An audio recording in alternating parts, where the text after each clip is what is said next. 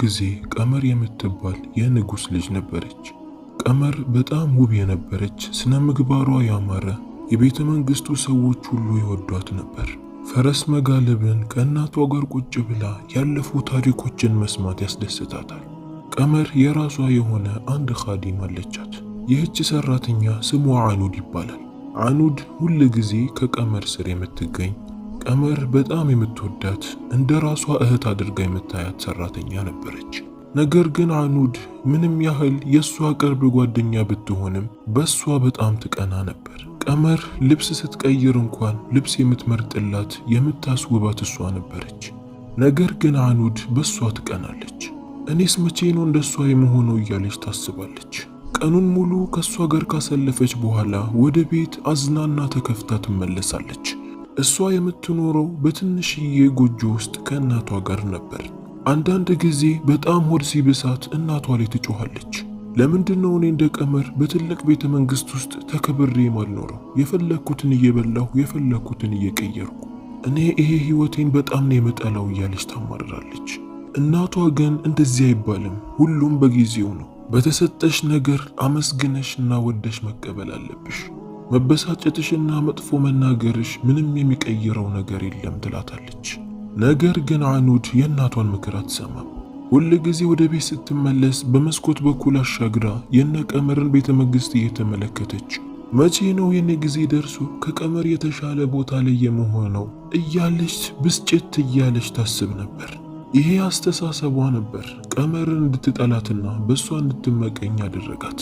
አንድ ቀን ጠዋት ላይ ወደነ ቀመር ቤተ መንግስት ስትገባ ሰዎች አንድ አይነት ልብስን ለብሰው አበባን እየበተኑ እንዲሁም በራሳቸው ተለምዶ እየተጫወቱ እየተደሰቱ ትመለከታለች። ነገሩ ግራ ያጋባትም አኑድ አንድ የምትመጣ ሰራተኛን አስቆመችና ምንድነው ይሄ ብላ ትጠይቃታለች።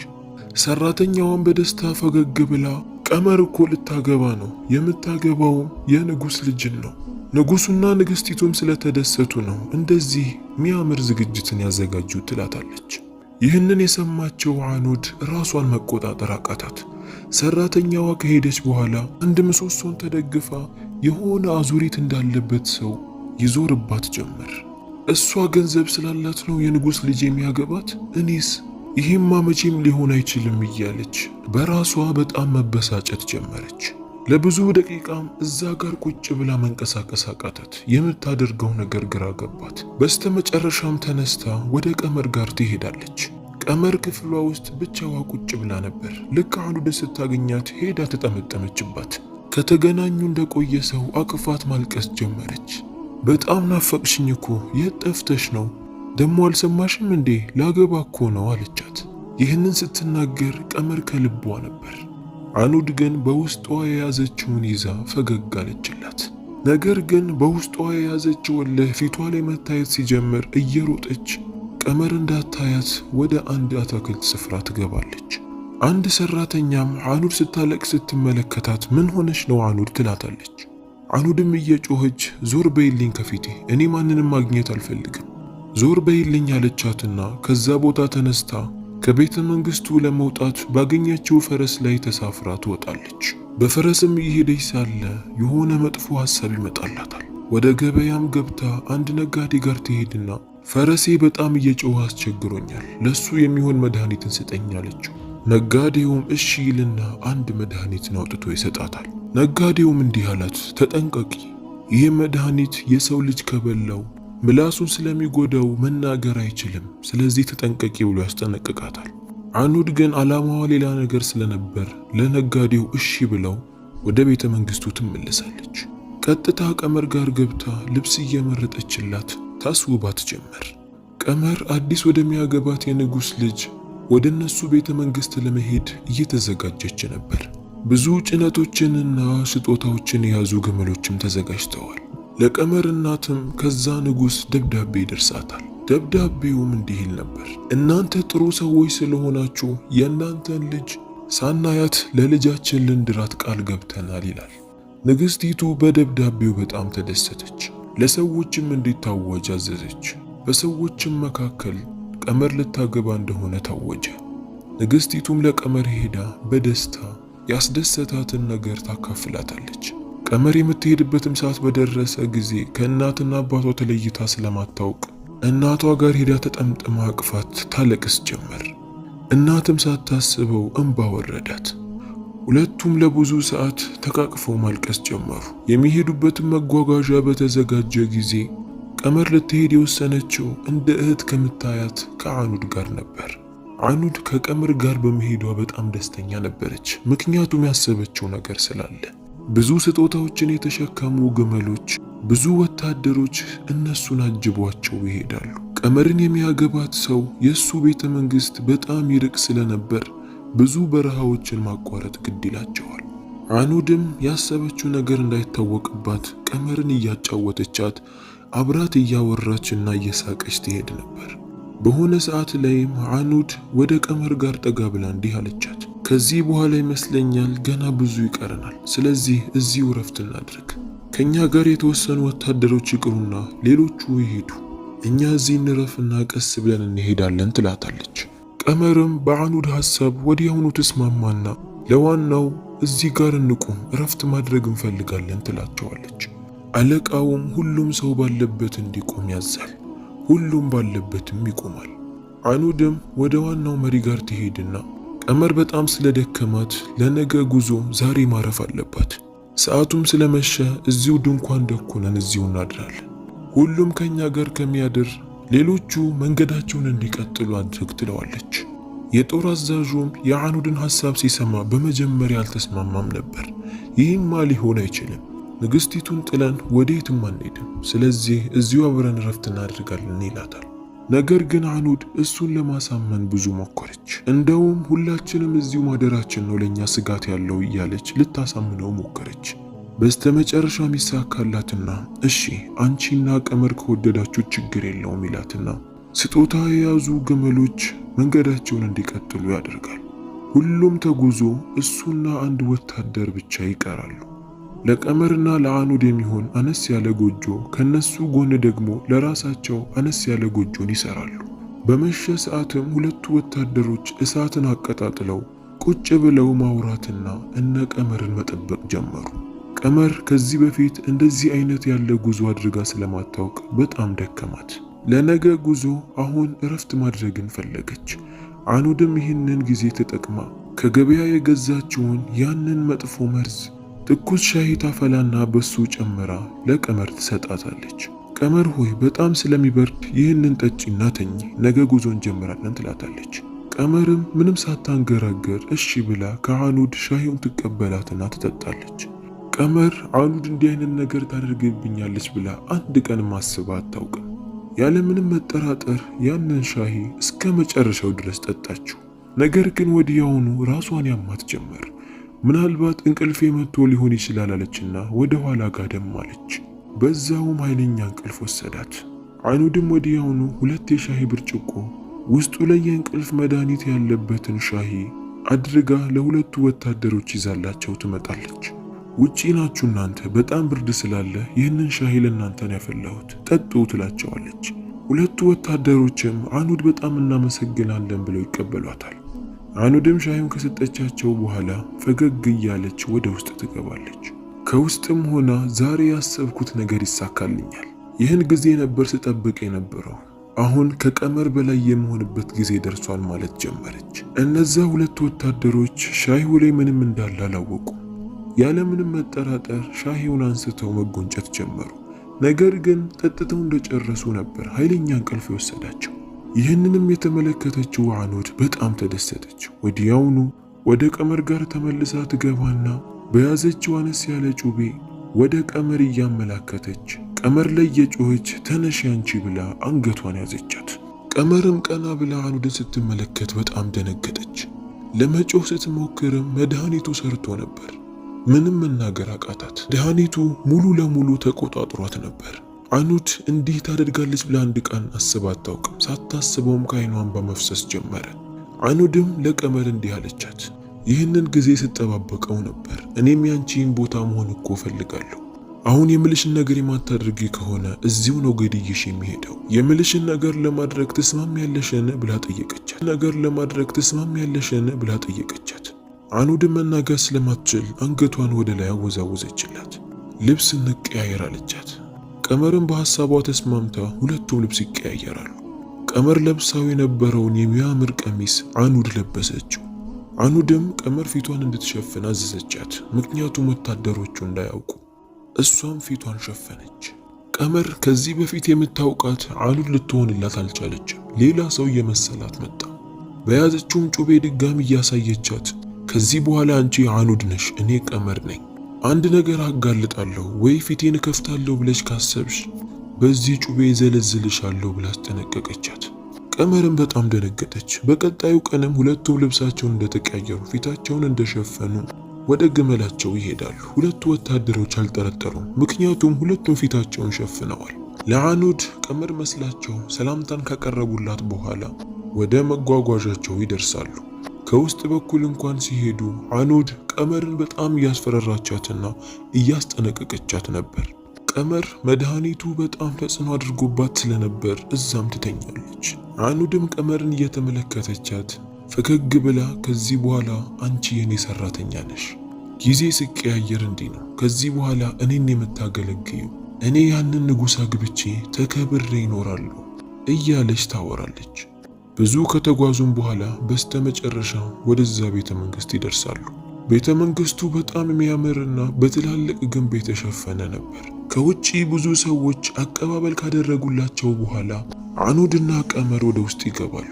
አኑድ ምንም አይነት ፍርሃት ሳይታይባት የቀመርን ልብስ እንደለበሰች ከፊት እየተራመደች ወደ ውስጥ ገባች። ቀመር ከኋላዋ ሆና እንባ ተናንቋት ትከተላት ነበር።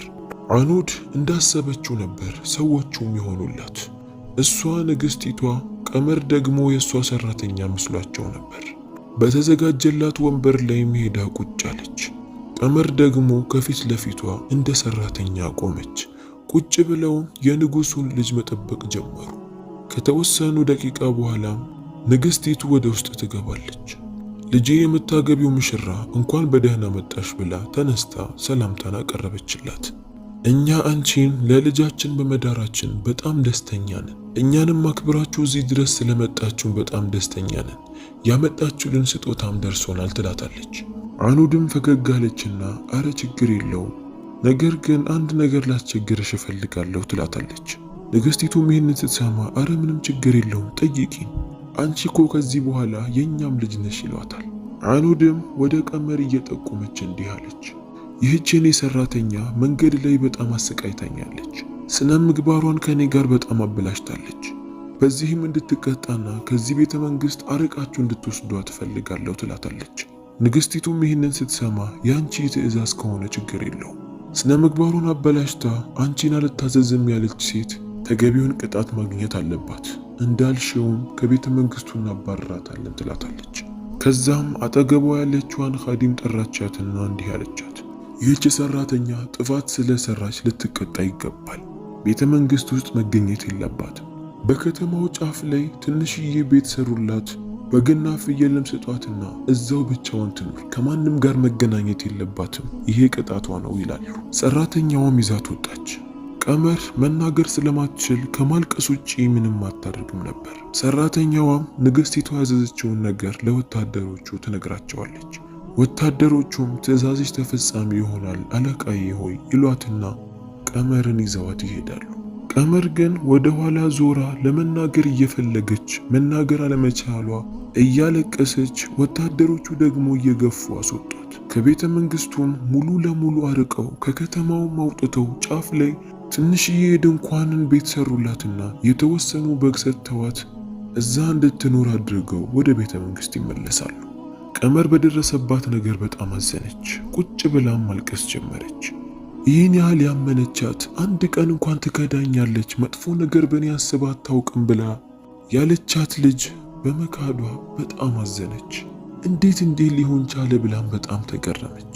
ቁጭ ብላ ማልቀስ፣ ለአላህ ዱዓ ማድረግ ብቻ ሆነ ስራዋ። በሌላ በኩል ንጉሱ ለወንድ ልጁ ሚስቱ እንደመጣች ይነገረዋል። ልጁ ግን ይህን ሲሰማ አልተደሰተም። እንዴት እኔ ሳላያት ስነ ምግባሯን ሳናውቅ እንዴት ዝም ብላችሁ ትድሩኛላችሁ? እኔ ይሄ ነገር አላስማማኝም ብሎ በጣም ይናደዳል። አባቱንም ይናገረው ጀመር። አባትየውም እኛ ለአንተ መጥፎ ነገር አልመረጥንልህም፣ የእሷ ቤተሰቦች በጥሩነታቸውና በደግነታቸው ይታወቃሉ። ለዛ ልጃቸውም እንደዛ ነው የሚሆኑት። አብሽር ይለዋል። ልጅ ግን ተናዶ ሚስቱን ለማግኘት ይወጣል። በቤተ መንግስት ውስጥም እየተዟዟረ ያለችበትን ቦታ ሲፈልግ አንድ ድምፅን ይሰማል። ሰው የሚቆጣ አይነት ከፍ ያለ ድምፅ ነበር። ወደ ቦታውም ሄዶ ሲመለከት አኑድ አንድ አዛውንት ላይ እየጮኸች ነበር። እንዴት እኔ የተከበርኩ ንግሥት ሆኜ አታከብሪኝም? እንዴት ለእኔ ይሄ ቦታ ላይ ቁጭ በይ እዚህ እረፊ ትይኛለሽ? እኔ እኮ ሰራተኛ አይደለሁም እዚህ ማርፈው ትልቅ ቦታን የሚገባኝ እያለች እየጮኸችባት ነበር። አዛውንቷም አንገቷን አቀርቅራ እባክሽ እኔ አይደለም ያልኩት ንግሥቲቱ ነው እዚህ እንድታርፍ ያዘዘችው። እሷ ያለችኝን ነገር ነው የሰራሁት፣ ሌላ ምንም አላደረኩም። አንቺንም ለማዋረድ ፈልጌ አይደለም፣ ይቅርታ አድርጊልኝ እያለች ትለምናት ጀመር። አኑድ ግን እሷን ከመቆጣትም አልፋ በጥፊ ያቺን አዛውንት ትመታታለች። አዛውንቷም የአኑድ ምት ኃይለኛ ስለነበር መሬት ላይ ትወድቃለች። ይህን የተመለከተው የንጉሥ ልጅ አልቻለም። ወዲያውኑ አዛውንቱን ሄዶ ያነሳታል። አይዞሽ ተረፍሽ ተጎዳሽ እንዴ ብሎ ጠየቃትና ምንም እንዳልሆነች ካወቀ በኋላ አብሽሪ ወደ ውስጥ ግቢ ይላታል። አኑድም የንጉሱ ልጅ መሆኑ ስታውቅ በጣም ደነገጠች። የወደፊት ባሌ ወይ መጣህ እንዴ? እቺ አዛውንት እኮ እዚህ ተቀመጪ ስትለኝ እኮ በጣም ተናድጄ ነው እያለች ምክንያትን ለመደርደር ትናገር ጀመር። የንጉሱ ልጅ ግን በጣም ተናዶ ስለነበር እንዴት እንደዚህ ታደርጊያለሽ? ይህች አዛውንት እኮ የአንቺ እናት ልትሆን ትችላለች። እድሜዋ እኮ በጣም ገፍቷል። እሷ የታዘዘችውን አደረገች እንጂ ያደረገችው ነገር የለም። እንዴት ያለሽ? ለነገሩ ጥፋቱ አንቺ ጋር ሳይሆን ቤተሰቦቼ ጋር ነው። ስነ ምግባሯንና እሷን ሳላውቅ ማግባት አልፈልግም እያልኳቸው እነሱ በግድ ዳሩ። አይዞሽ አክስቴ አንቺ ሂጂ ብሎ አዛውንቷን አስወጣትና እሱም ፈረሱ ላይ ተሳፍሮ ለአኑድ ምንም ሳይላት ይወጣል። አኑድም እባክህ ቁም እያለች ትጣራው ጀመር። ነገር ግን እሱ በጣም ተናዶ ስለነበር የት እንደሚሄድ እንኳን ሳያውቅ በረሃን እያቋረጠ ውስጡ በንዴት እየተንተከተከ ፈረሱን በኃይል ይጋልበው ጀመር። ነገር ግን የሆነ ሰዓት ላይ እንቅፋት ይመታውና ከፈረሱ ላይ ይወድቃል። ቀላል ያልተባለ ጉዳትም ይደርስበታል። ከዛ ቦታ ላይም መነሳት ያቅተውና ራሱን ይስታል። ከትንሽ ቆይታ በኋላም ሁለት ሌባዎች የንጉሱን ልጅ ያገኙታል። የለበሰውን ልብስ ሲመለከቱም ይህማ ያለው ሰው ነው፣ እንዲህ አይነት ልብስ የተከበረ ሰው እንጂ አይለብስም፣ ስለዚህ ይህንን ሰው መልቀቅ የለብንም ይላሉ። አንዱም በጓደኛው ሐሳብ ይስማማል። ይህን ሰውዬማ በደንብ ልንጠቀምበትና ገንዘብ ልናገኝበት ይገባል ይሉና ወዲያውኑ የንጉሱን ልጅ አንስተው በፈረሳቸው ላይ ከጫኑት በኋላ ከዛ መንደር እየሮጡ ይወጣሉ። የሆነ ዋሻ ውስጥ የሚገቡና ንጉሱን አንስተው ከአንድ ግንድ ጋር በኃይለኛው ያስሩታል። በዛ ሰዓት የንጉሱ ልጅ ነቅቶ ስለነበር እባካችሁ ተውኝ፣ እባካችሁ የፈለጋችሁትን ነገር አደርግላችኋለሁ እያለ ይለምናቸዋል። ነገር ግን እነሱ እምቢ አሉ። ከዛም አልፎ ጩቤን አውጥተው እያስፈራሩት እምቢ እያልክ የምታታግለን ከሆነ እዚሁ ነው ሕይወትህን የምንቋጨው እያሉ ያስፈራሩታል። በስተመጨረሻም ከአንድ ግንድ ጋር በኃይለኛው ያስሩታል።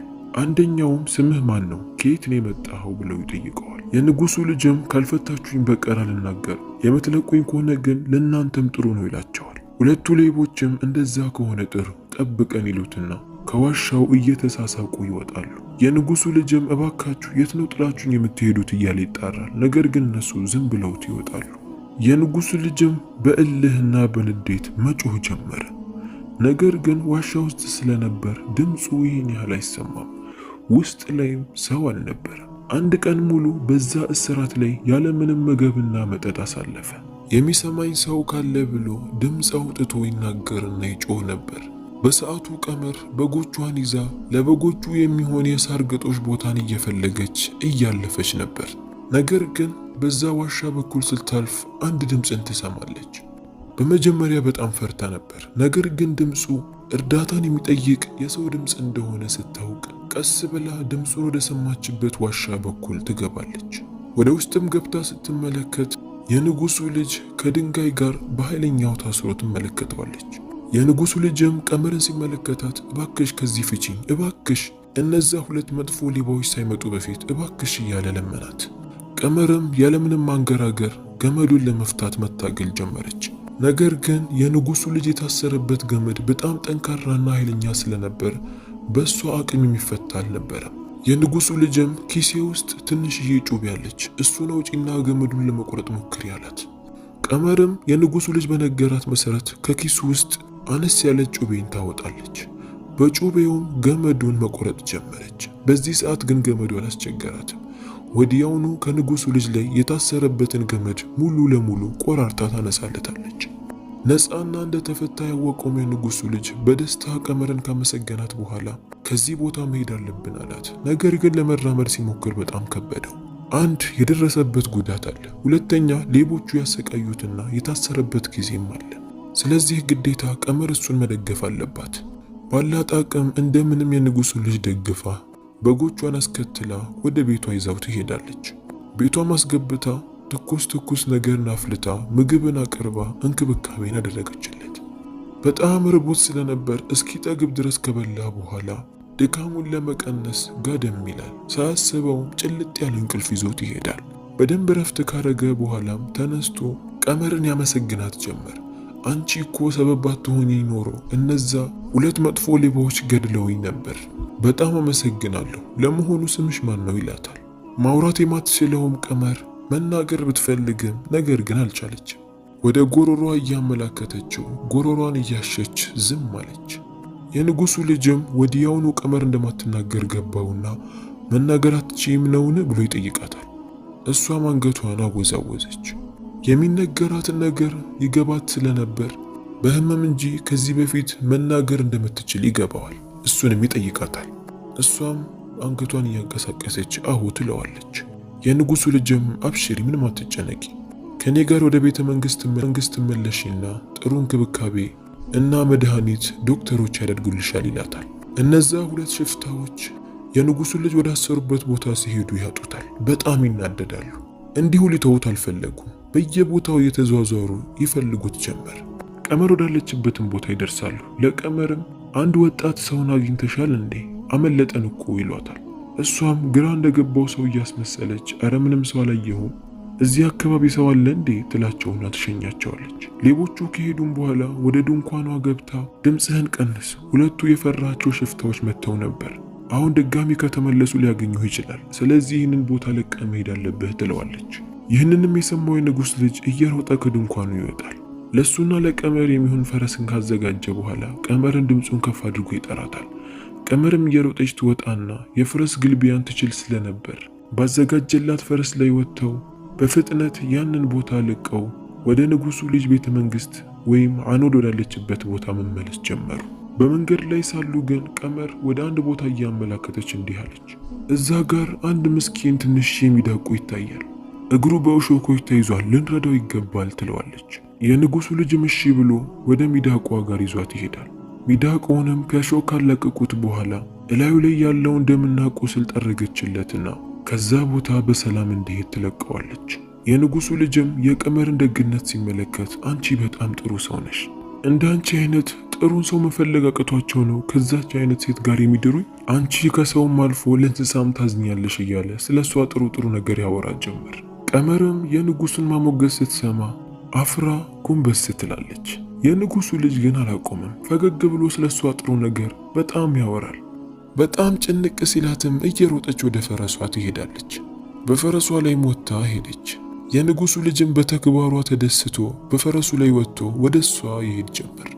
ወዴት ነው የምትሮጪው? ጠብቅኝ እንጂ እያለ ወደ እሷ ጋር ደረሰባት።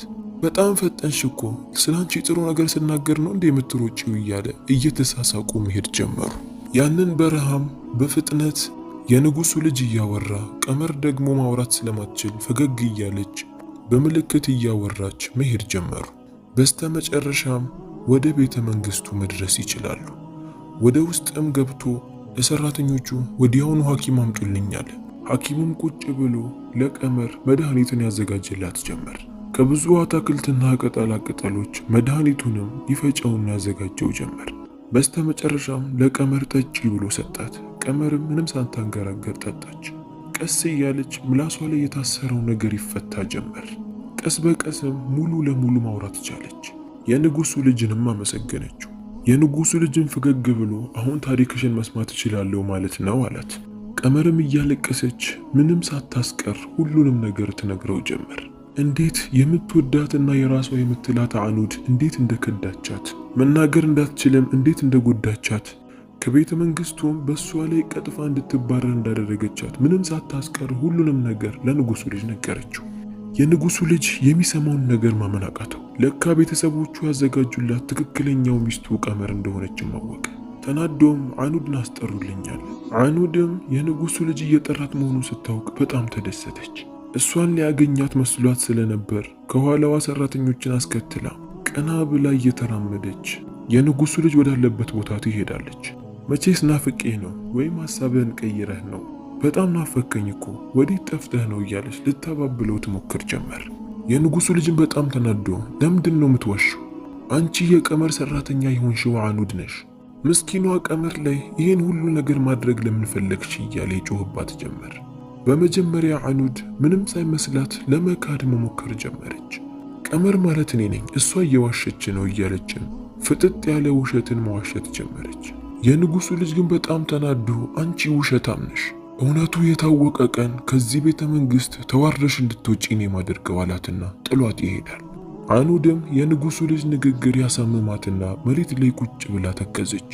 በሌላ በኩል ንግስቲቷ ለንጉሱ የሰማችውን ነገር ትናገር ጀመር። ልጃቸውን ያደናቸው ልጅ ሰራተኛ ሳትሆን ትክክለኛ ለልጃቸው የመረጡት ሚስት እንደሆነች ነገረችው። እስካሁን ቤተ መንግስታቸው ላይ እንደ ንግስት ቁጭ ብላ ሲንከባከቧት የነበረችው የዛች ምስኪን ቀመር ሰራተኛ የሆነችው አኑድ እንደሆነችም ትነግረዋለች። ይህንን የሰማው ንጉስ በጣም ተገረመ። ንግስቲቷ የሰማችውን ነገር እስክትነግረው ድረስ በደንብ ካዳመጠ በኋላም እንዲህ አላት፣ ተረጋጊ፣ እንዲህ መጨነቅ አያስፈልግም። ንግስት ሆይ ጉዳዩን ለኔ ጣዩ፣ እኔ በራሴ መንገድ አጣርቼ ሁሉንም ነገር እደርስበታለሁ ይላታል። ከሁለት ቀን በኋላም ንጉሱ ቀመርና አኑድ እንዲመጡ ያዛል። አኑድ ምንም ሳይመስላት የንግስት ልብስን ለብሳ ዘና ብላ ትመጣለች። ቀመር ግን ከአኑድ የቀየረችውን ልብስ ብቻ ለብሳ ወደ ንጉሱ ጋር ትመጣለች። ሁለቱም ንጉሱ ፊት ቆሙ። ከዛም የሁለቱንም ንግግር በየተራ ይሰማቸው ጀመር። ነገር ግን አንድ ነገርን አስተዋለ። አኑድ ስትናገር በጣም እየተቆጣች ነበር። ከዛም አልፎ መጀመሪያም እንደምታስፈራራት ወደ ቀመር ዞራ እኔን የትክክለኛዋ ንግስት ለምንድነው ዝም የምትየው? ንጉስ ሆይ እሷ እያታለለች ነው። እናንተ ፊት የቆመችው የኔ ተራ ሰራተኛ እንጂ ምንም አይደለችም። እኔን መኑኝ እያለች ታወራ ነበር። ንጉሱም ሁለቱን በደንብ አትኩሮ ካያቸው በኋላ ወደ መጋረጃው እየጠቆመ እባክሽ እንግዳችን ሆይ ወደዚህ ውጪ ይላል። ወዲያውኑም ከመጋረጃው በኩል አንድ እናት ትወጣለች። የመጣችው ያቺ እንግዳ የቀመር እናት ነበረች። ቀመር ቀና ብላ የመጣችዋን ሴት ስትመለከት እናቷ መሆኗን አወቀች። በደስታ እያለቀሰችም ሮጣ ሄዳ እናቷ ላይ ተጠመጠመችባት። እናቴ ሆይ እንኳንም መጣሽ፣ በጣም ናፍቀሽኝ ነበር፣ በጣም ጨንቆኝ ነበር እያለች እቅፏ ውስጥ ገብታ ማልቀስ ጀመረች። እናትም ልጇን አቅፋት ታባብላት ጀመር። የቀመር እናትም ወደ አኑድ ዞራ እንደዛ ትወድሽና እህት አድርጋ የያዘችሽ እኛም አንቺን አምነን ወደ እሷ አቅርበንሽ በጉዞ ላይ እንኳን ከኛ አንቺን አስበልጣ ጥሩ የዋለችልሽን አካል እንደዚህ ነው የምትመልሺው? ይሄ ጭንቅላት ካለው ሰው አይጠበቅም አለች።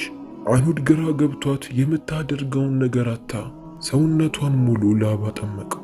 የቀመር እናትም በደስታ ልጇን ከእንደገና ካቀፈቻት በኋላ ወደ ንጉሱ ዞራ ንጉሱ ያመሰግናለሁ፣ አንተ ፍትሃዊ ንጉስ ነህ አለችው። ቀመርም ወደ እናቷ ዞረችና ግን እናቴ እንዴት ወደዚህ ልትመጪ ቻልሽ አለቻት። እናቷም እኔማ ወደዚህ የመጣሁት ንጉሱ ደብዳቤ ልኮልኝ ነው፣ በአስቸኳይ ወደዚህ እንድመጣና ነገራቶችን እንዳጣራ አዞኝ ነው አለቻት። ቀመርም በጣም ተደስታ እናቷን እንደገና አቀፈቻት። የንጉሱ ልጅ የሚያገባት ትክክለኛ ሴት ቀመር መሆኗን ሲያውቅ በጣም ተደሰተ። እናትና አባቱ የመረጡለት እውነትም ምርጥና ትክክለኛ ምርጫ ነበር። ንጉሱም አኑድ ቅጣት ማግኘት ስለነበረባት በእስር ቤት ውስጥ ለ6 ወር እንድትቆይ ከዛ በኋላ ግን ወደ መጣችበት ቦታ እንድትመለስ አዘዘ። ወታደሮቹም አኑድን ይዘው ወደ እስር ቤት ይሄዳሉ። ከዛም በመንደሩ ሰዎች ዘንድ ትልቅ ድግስ ተዘጋጀ። የመንደሩ ሰው ሁሉ በጣም ተደሰተ። ቀመርም በጣም ደስተኛ ነበረች። ከዛም ሁለቱም ተጋብተው እዛው መኖር ጀመሩ። የዛሬው የማታ ታሪካችን ይህንን ይመስላል። ታሪኩ በጣም እንደመሰጣችሁ ተስፋ አደርጋለሁ። ቪዲዮውን ሰብስክራይብ፣ ላይክ፣ ሼር ማድረጋችሁን እንዳትረሱ። አስተያየት ካላችሁ ደግሞ ኮሜንት ስር ዱቅ አድርጉልን።